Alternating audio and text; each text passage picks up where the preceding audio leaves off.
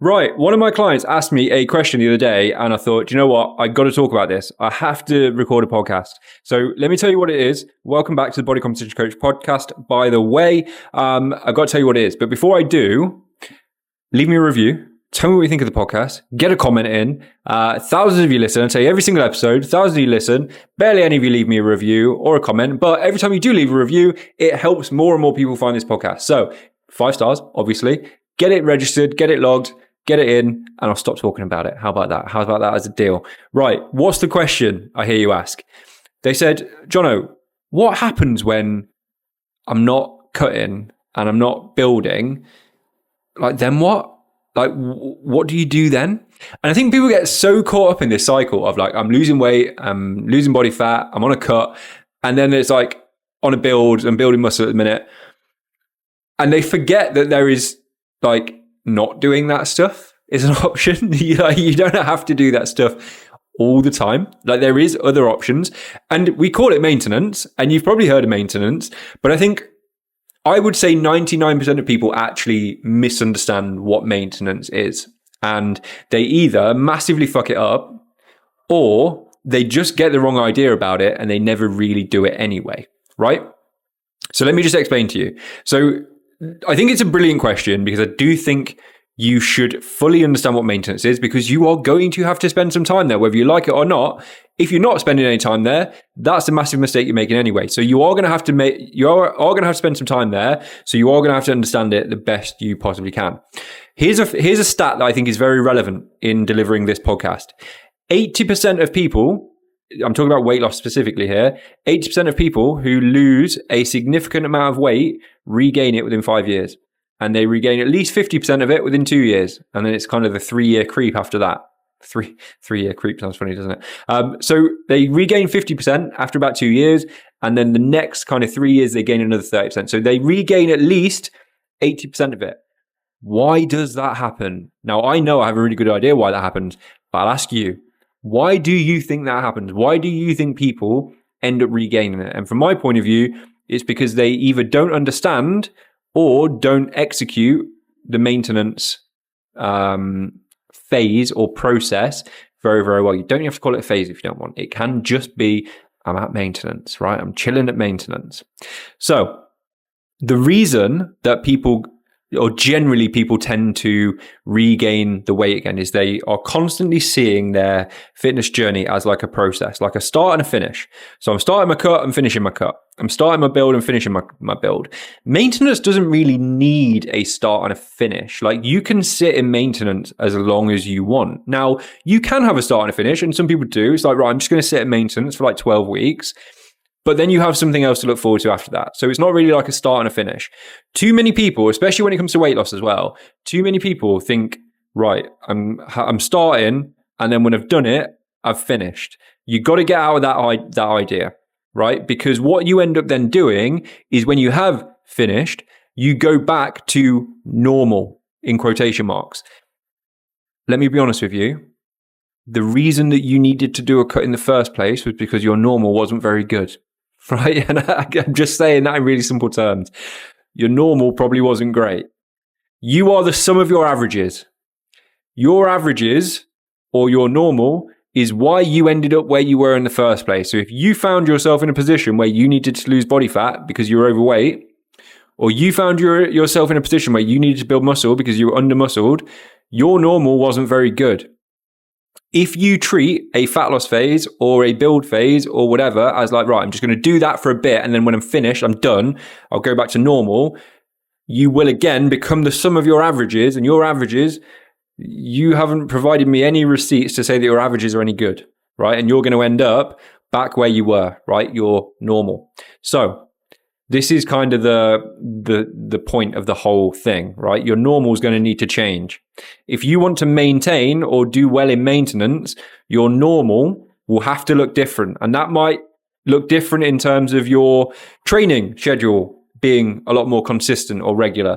It might be that your movement is a lot more consistent and regular. Maybe you're going to take up swimming, and you're going to do running, or you're going to do loads of walking and keep that sort of stuff up. But I hate to break it to you, you can't just do something for a bit, especially weight loss, and then go back to normal and think that that's maintenance. I'm at maintenance or I'm going back to normal and think that that's going to help you. You are going to have to keep some habits and some behaviors, and most importantly, some identity of the person who has the results that you have right now if you are going to maintain your results.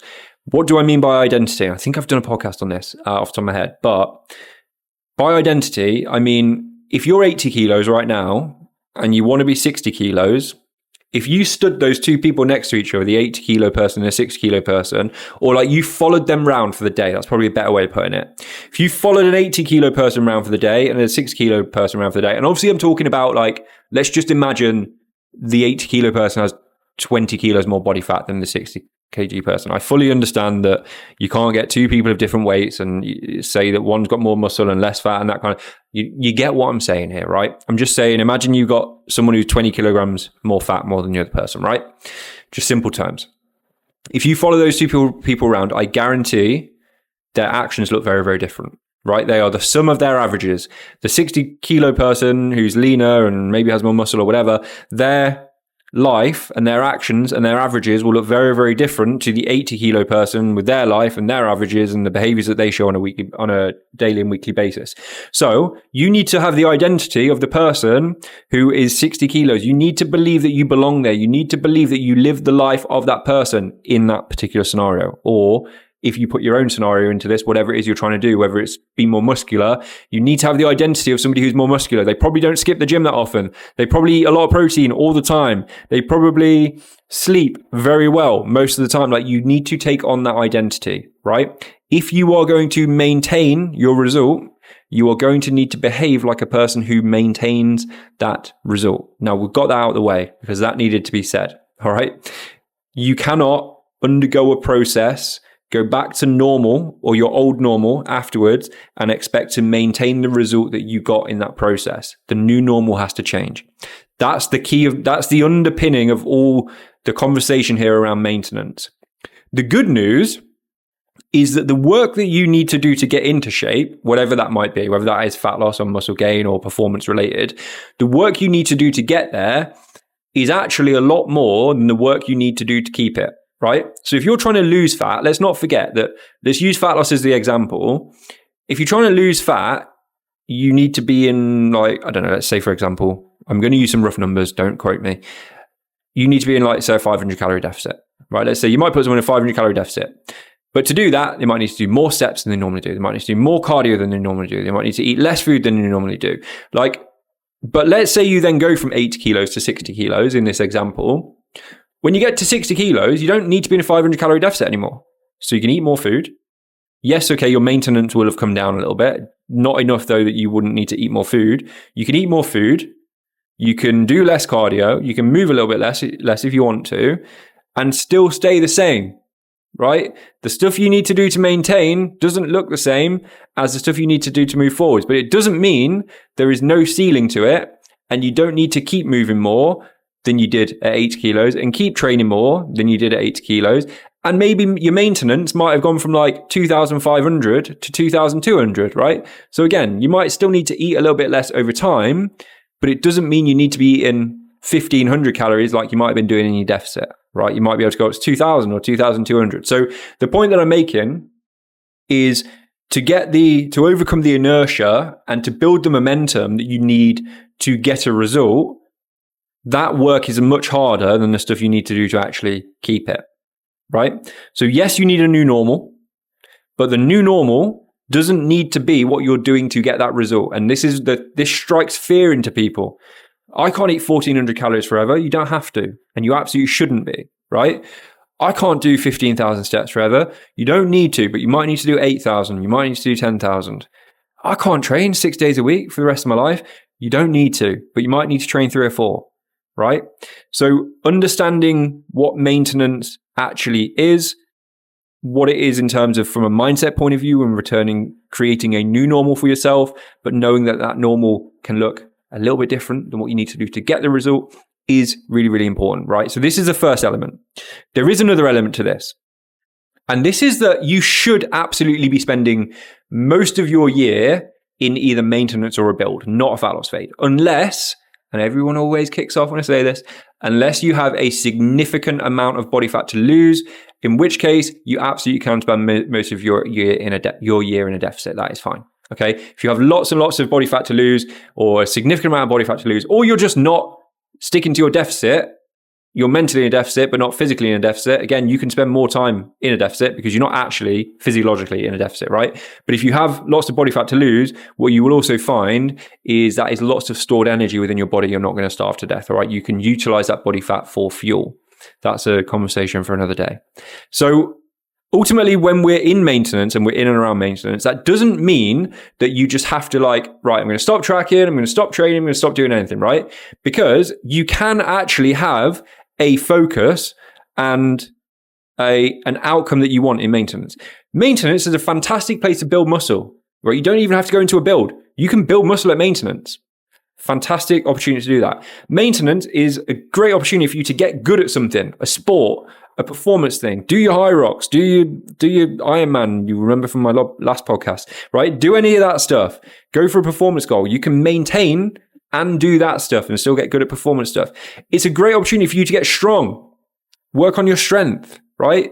Get really good at deadlifts or aim to be really good at pull-ups or whatever it might be. So you can use maintenance to have a focus. Maintenance doesn't need to be drifting. Maintenance doesn't need to be like, oh, I'm not doing anything at the minute. And actually, for a lot of people, that is where they end up tripping up because they're so used to having this direct focus, going all in on fat loss, all in on muscle growth, all in on high rocks, all in on performance in some way. And then they're just like, stop. I'm not focused on anything right now. I'm just relaxing. It might sound great. The reality for most people is they end up falling apart, right? So you're probably thinking then, well, then how should I manage this? Let's say I do want to just take my foot off the gas for a little bit. How would you manage it? And this is what I do with clients, right? I get them to use a guardrail.